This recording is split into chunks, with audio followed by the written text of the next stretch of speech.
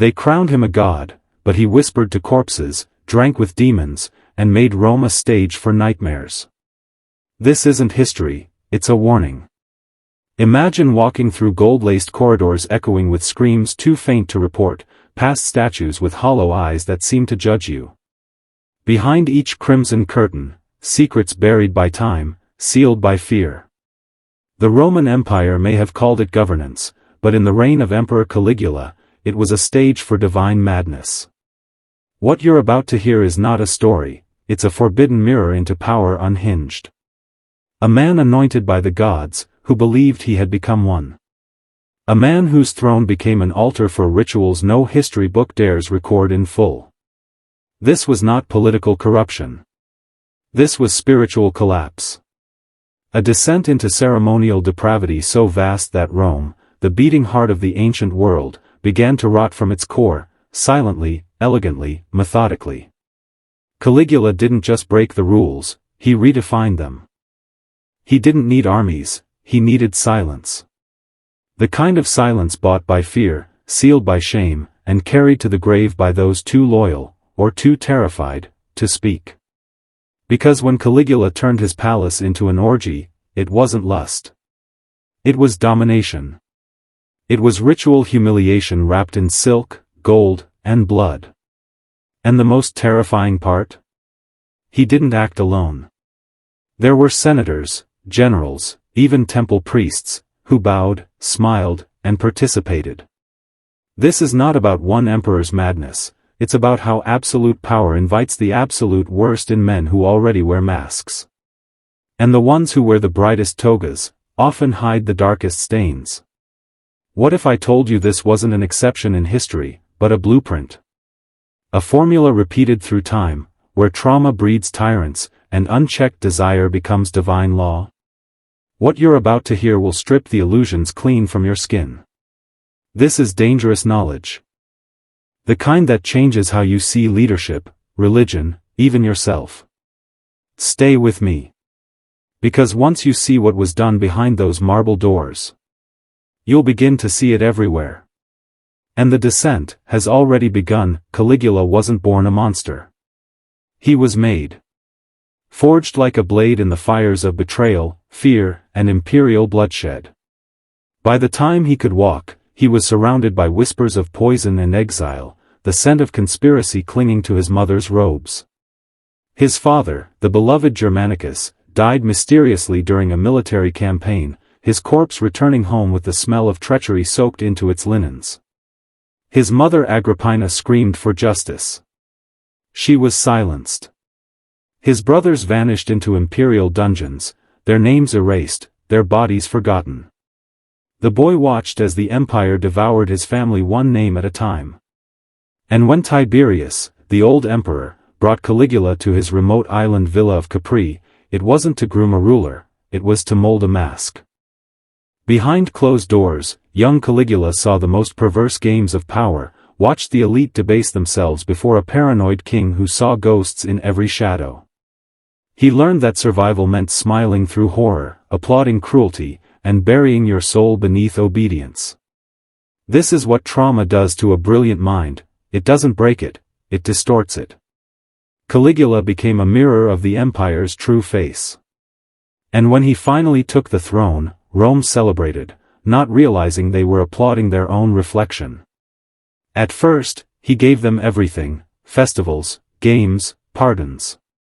He was the golden child of prophecy. But underneath the cheers, something darker was hatching. When he fell ill months into his reign, teetering between life and death, Rome begged the gods to spare him. They got their wish. But the man who woke from that illness was not the man they had prayed for. Something cracked inside him. Or perhaps, something ancient was finally unleashed. He returned to the throne not as emperor, but as a god. Not metaphorically. Literally. Caligula began to speak of himself as a living deity. He erected statues in his image. Forced priests to worship him. He renamed months after himself.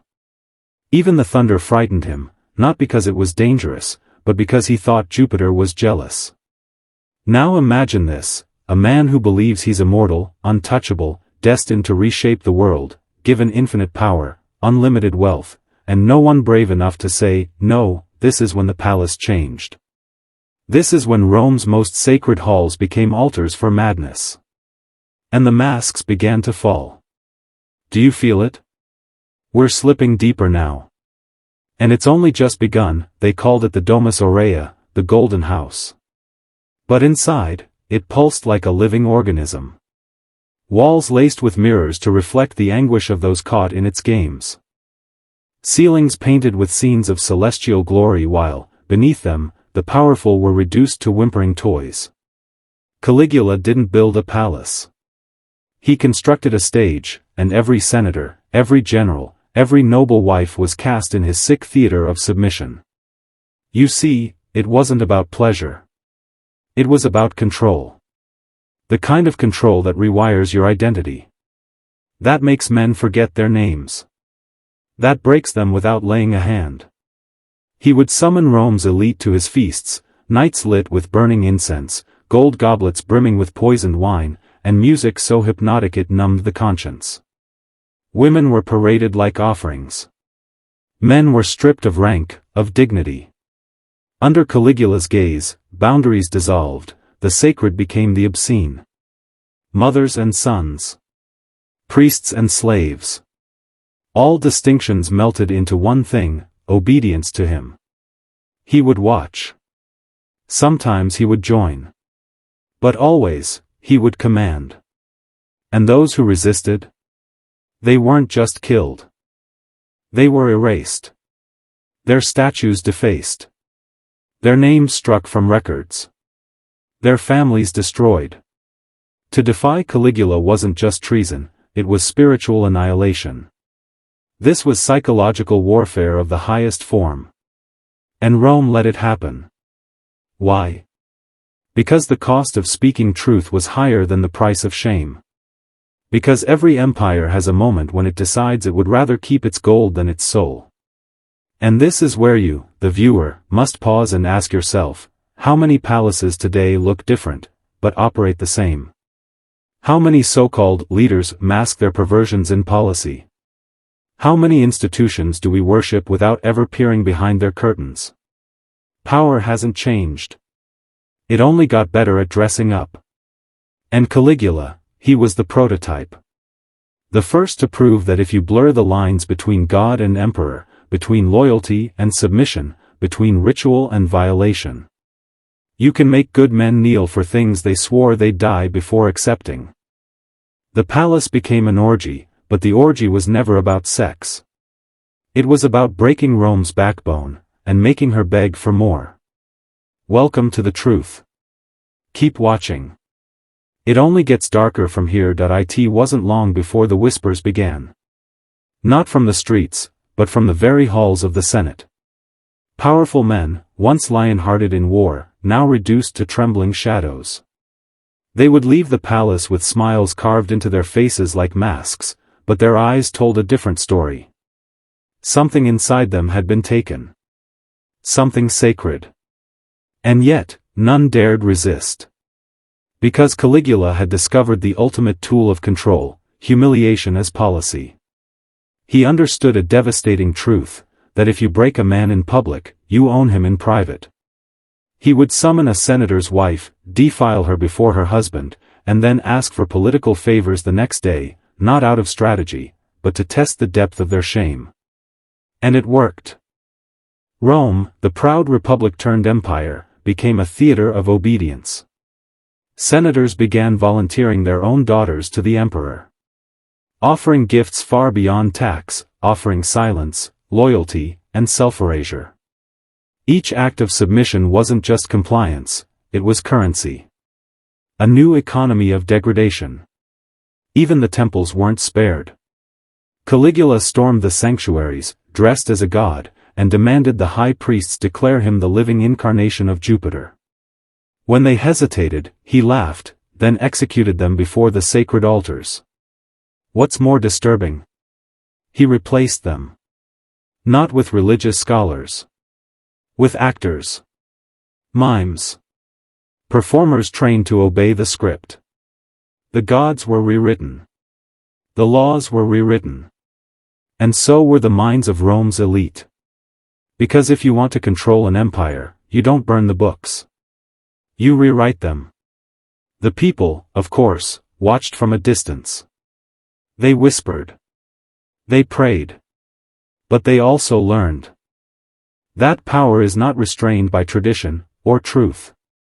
It is restrained only by fear. And Caligula ruled without fear. You're beginning to see the blueprint now, aren't you?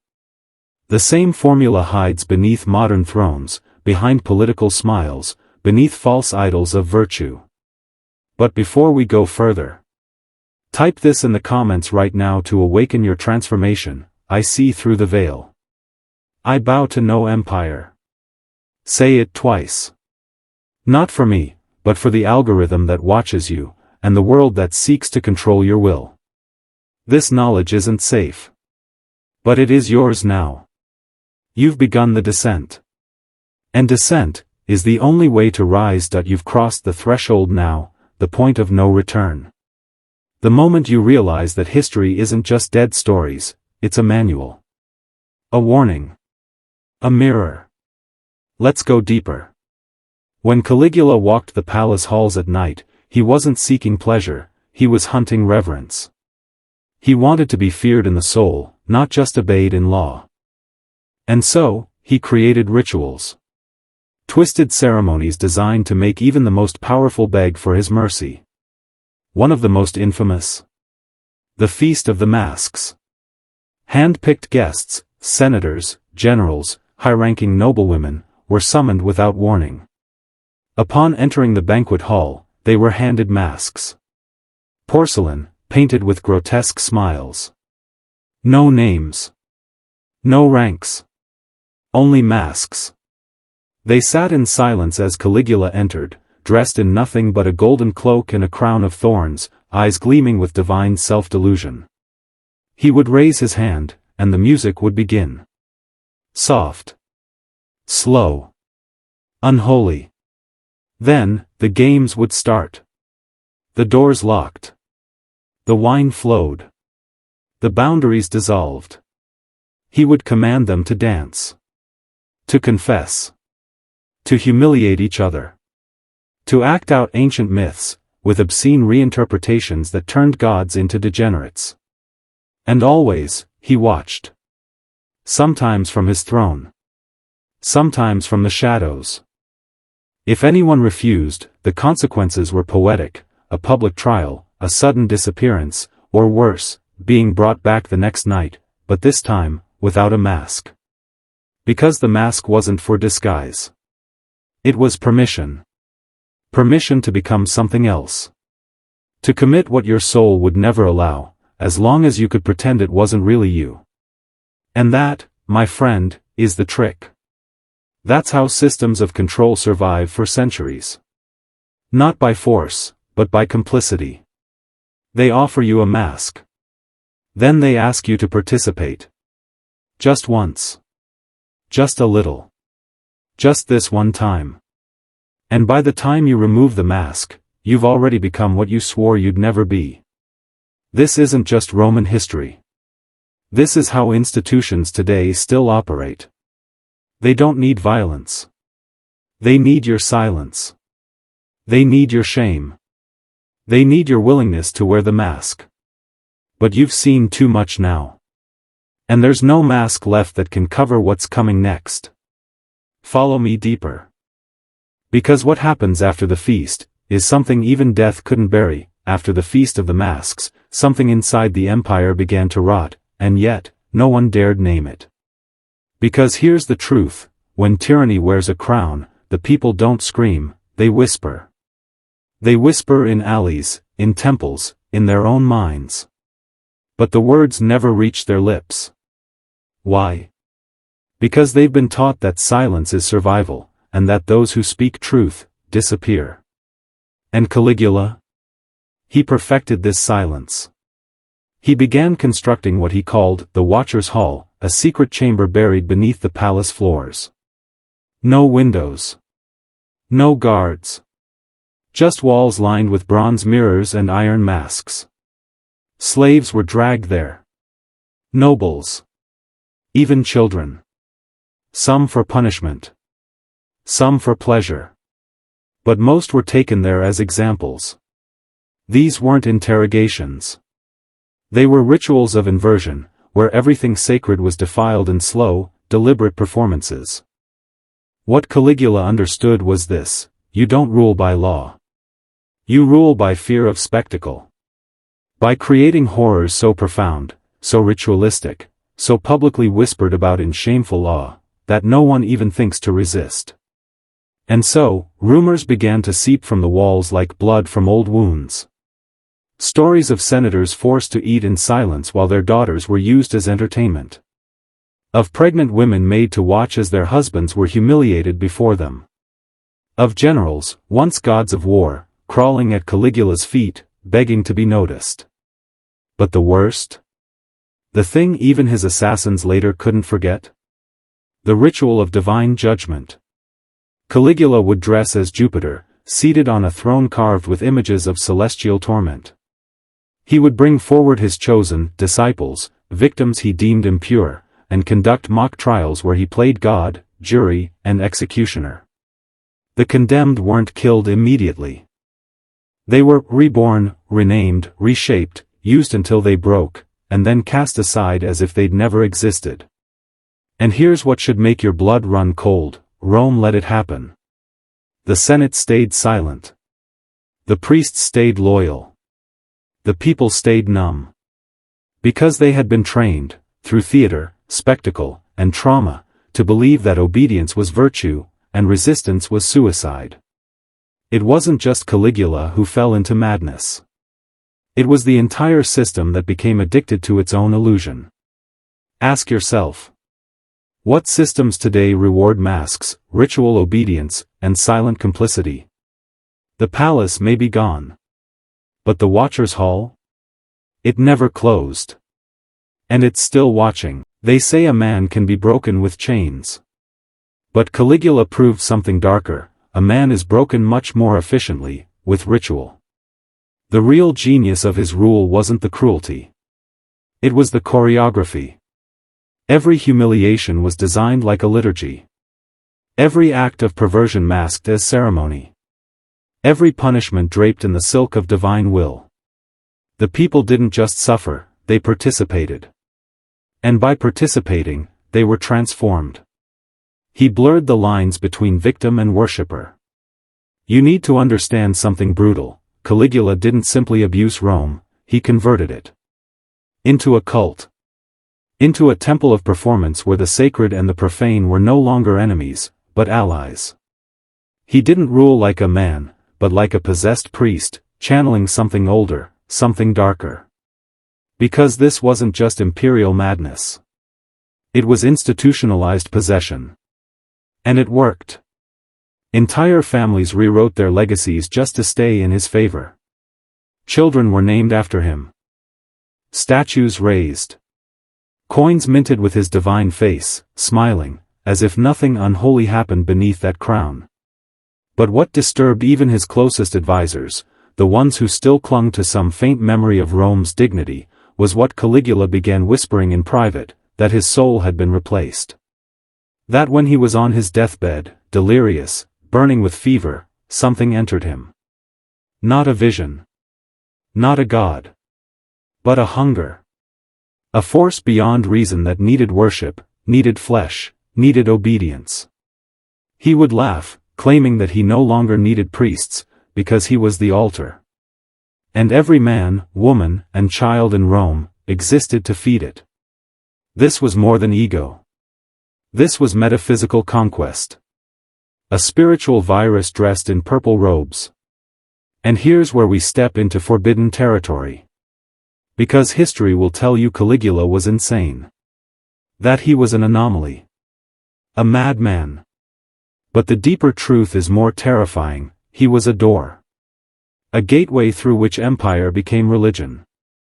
Through which obedience became salvation.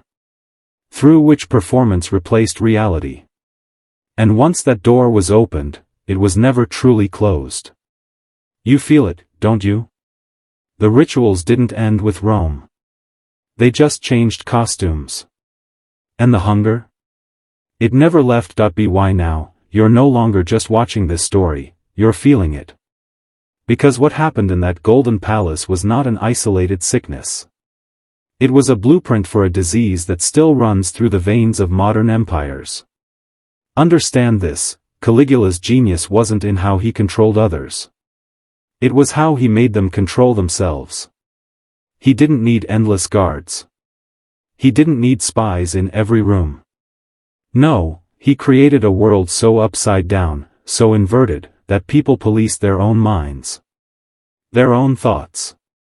Their own identities. You see, once you create an environment where truth is punished, silence becomes survival. The senators? They stopped thinking. The priests? They stopped praying. The generals? They stopped fighting.